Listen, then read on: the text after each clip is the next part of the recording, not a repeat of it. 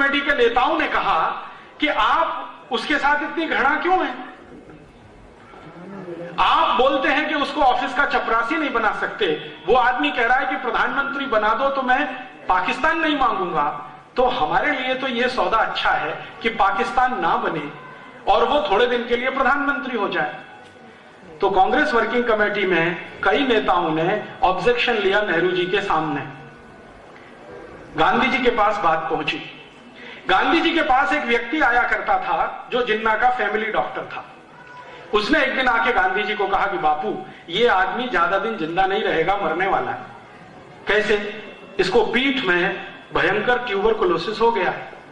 उम्र कितनी है? गांधी जी ने पूछा तो उसने कहा मेडिकल साइंस के जितने फैक्ट्स एंड फिगर हैं उसका हिसाब जोड़ू तो ये 8 महीने से ज्यादा जिंदा नहीं रहेगा। गांधी जी ने कांग्रेस वर्किंग कमेटी की मीटिंग बुलाई और कहा कि जिन्ना को प्राइम मिनिस्टर बना दो। तो फिर प्रश्न उठा क्यों?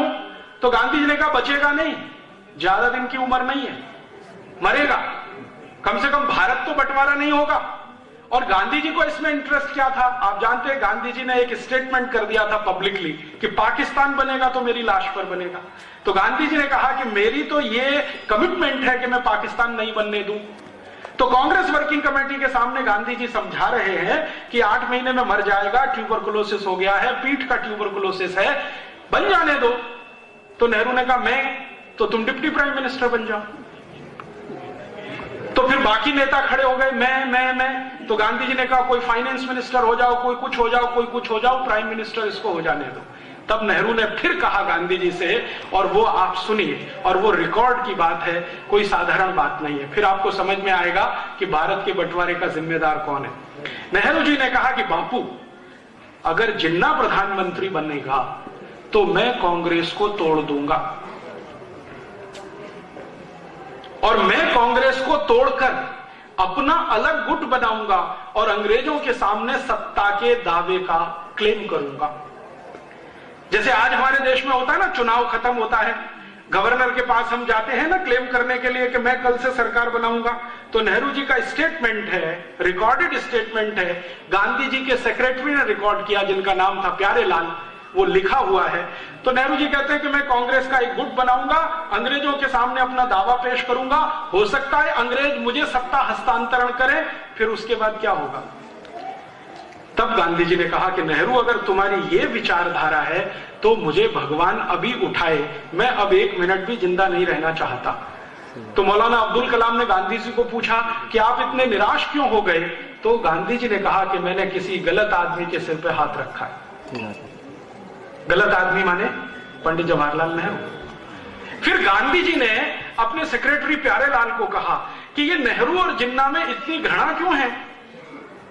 प्यारेलाल ने कहा मुझे नहीं मालूम है। तो गांधी जी ने कहा पता कराओ। तो पता कौन कराएगा? तो LIU के दिल्ली के ऑफिसर को बुलाया, जो गांधी जी की प्रार्थना में नियमित रूप से आता था रिपोर्टिंग करने के लिए। गांधी जी ने अपने पास बुलाया कि भाई एक रहस्य मुझे बता दो, क्या कि ये जिन्ना और नेहरू एक दूसरे को पसंद नहीं करते, फूटी आंख देख नहीं सकते, चक्कर क्या है? तो LIU के ऑफिसर ने कहा 15 दिन का समय दे दो, मैं आपको बता दूंगा। 15 दिन के बाद वो आया और उसने कहा कि बापू, ऑफिशियल रिपोर्ट दूं कि अनऑफिशियल? तो गांधी जी ने कहा दोनों दो। तो उन्होंने कहा कि अनऑफिशियल रिपोर्ट ये है जो मैं लिख के नहीं दूंगा, लेकिन आप समझ जाएंगे, लिख के दूंगा, अप्रत्यक्ष रूप से लिखूंगा तो भी आप समझ जाएंगे। बात सीधी सी ये है कि ये जिन्ना और नेहरू एक दूसरे को पसंद इसलिए नहीं करते हैं कि इनके बीच में एडविना है।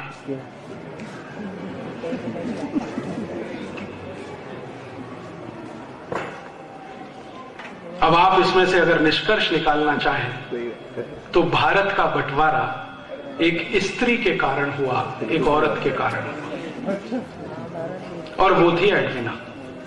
नेहरू भी उससे लगा हुआ, जिन्ना भी लगा हुआ, और एडविना इतनी चालाक, दोनों को हैंडल करती थी, दोनों को हैंडल करती। और इन दोनों को तैयार किया उसने, नेहरू को और जिन्ना को, दोनों को। आपको एक घटना सुनाता हूं जो आर्काइव्स के रिकॉर्ड में दर्ज है। किसी दिन ये रिकॉर्ड्स खुलेंगे तो देश में विस्फोट होगा। 3 जुलाई 1947 को एडविना और उसका पति, तथाकथित पति, सो कॉल्ड माउंटबेटन, क्योंकि माउंटबेटन एडविना के साथ कभी बेडरूम में सोया नहीं जितने दिन वो भारत में रहा। सही बात है। तो कौन सोता था? आप सब जानते हैं। माउंटबेटन तथाकथित पति एडविना का 3 जुलाई 1947 को अपनी पत्नी को बुलाता है और कहता है कि मैं जा रहा हूं शिमला। क्यों जा रहे हैं? अंग्रेजों के यहां से चिट्ठी आ गई है पार्लियामेंट से कि जल्दी से भारत का बंटवारा करने के लिए तैयारी करो, दोनों देशों को अलग अलग करना है। चिट्ठी आ गई है, मुझे इस पे कुछ काम करना है। तो एडविना ने पूछा काम क्या करना है? तो उनका मैं जा रहा हूं शिमला, तुम दोनों को लेके मेरे पीछे आओ। दोनों माने नेहरू और जिन्ना, इसको लेके आओ। तो एक ही दिन लाना है? नहीं नहीं, अलग अलग दिन लाना है। तो पहले पहुंच गया माउंटबेटन, पीछे से एक दिन लेके गई वो नेहरू को शाम को ही इशारे इशारे में कहा गया कि आपको बंटवारे के पेपर्स पर हस्ताक्षर करने हैं। नेहरू ने कहा कि मैं नहीं कर सकता। क्यों नहीं कर सकते? तो कांग्रेस वर्किंग कमेटी में मुझे पूछना पड़ेगा। तो कांग्रेस वर्किंग कमेटी में बाद में कहना, पहले हस्ताक्षर कर दो।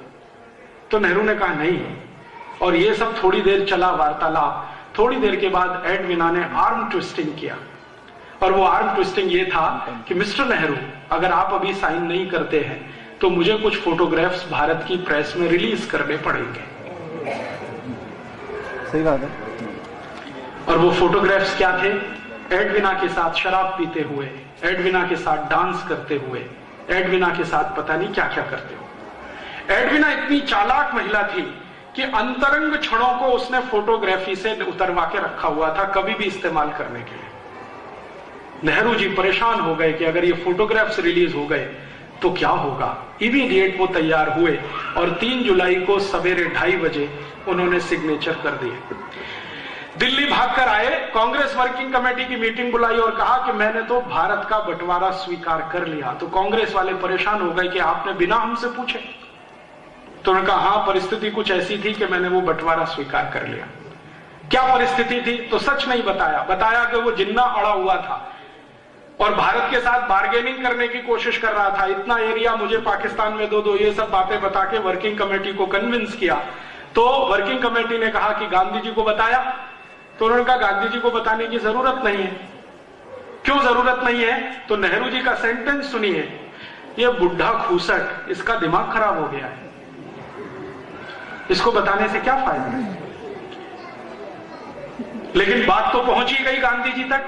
गांधी जी ने फिर वर्किंग कमेटी की मीटिंग बुलाई और इस वर्किंग कमेटी की मीटिंग में आखिरी बार उन्होंने कहा कि देखो, नेहरू ने हस्ताक्षर तो कर दिए हैं, लेकिन मैं भारत के नागरिकों की तरफ से इसको मान्यता अगर ना दूं तो अंग्रेजों की सरकार परेशान हो जाएगी। लेकिन तुम सब तय कर लो कि नेहरू को रखना है या बाहर करना है। तो वर्किंग कमेटी में फूट पड़ गई। कुछ लोगों ने समर्थन कर दिया, कुछ लोगों ने विरोध कर दिया। सरदार पटेल उस समय खामोश हो गए, मौन हो गए, उन्होंने अपना ओपिनियन नहीं बताया। तो कई लोगों ने उसका अपना अपना अलग अर्थ लगाया। फिर गांधी जी ने कहा कि फिर ठीक है, तुमको जो करना है वो करो, मेरे पास आज से आना बंद कर दो। वो आखिरी दिन था। उसके बाद गांधी जी ने कांग्रेस वर्किंग कमेटी की मीटिंग में जाना और उनको अपने पास बुलाना बंद कर दिया। और उसके 10-12 दिन के अंदर 3 जुलाई से लेकर 17 जुलाई 1947 के बीच में इन्होंने बहुत सारे वो काम कर दिए कि बंटवारे में कौन सा हिस्सा पाकिस्तान जाएगा, कौन सा भारत रहेगा, आर्मी का बंटवारा कैसे होगा, लोगों का बंटवारा कैसे होगा, पैसे का बंटवारा कैसे होगा, वो सब फॉर्मूले तय कर लिए। अंग्रेजों ने एक अधिकारी भेज दिया, उस अधिकारी ने बाउंड्री लाइन तय कर लिया और उसके बाद सब कुछ तय होकर 14 अगस्त रात 12 बजे उन्होंने भारत को तथाकथित आजाद कर दिया, 2 टुकड़े करके, भारत और पाकिस्तान। मैं आपसे बहुत विनम्रता पूर्वक कहने आया वो ये कि भारत और पाकिस्तान का बंटवारा कोई वैचारिक आंदोलन का परिणाम नहीं था। भारत और पाकिस्तान का बंटवारा कोई बहुत बड़े युद्ध क्रांति का परिणाम नहीं था। भारत और पाकिस्तान का बंटवारा 2 नेताओं के चरित्र से उतर जाने का दुष्परिणाम था।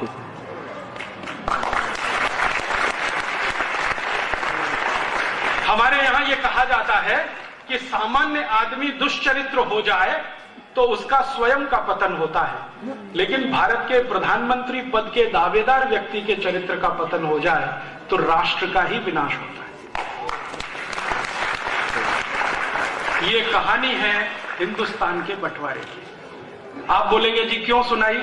इसलिए सुनाई कि एक तरफ सरदार भगत सिंह जैसे 6,32,000 क्रांतिकारी जो भारत को आजाद होकर एक नया राष्ट्र बनाने का सपना देख रहे थे, और एक तरफ जिन्ना और नेहरू जैसे लोग जो अपने चरित्र में नीचे गिरकर देश की सत्ता का सौदा कर रहे थे।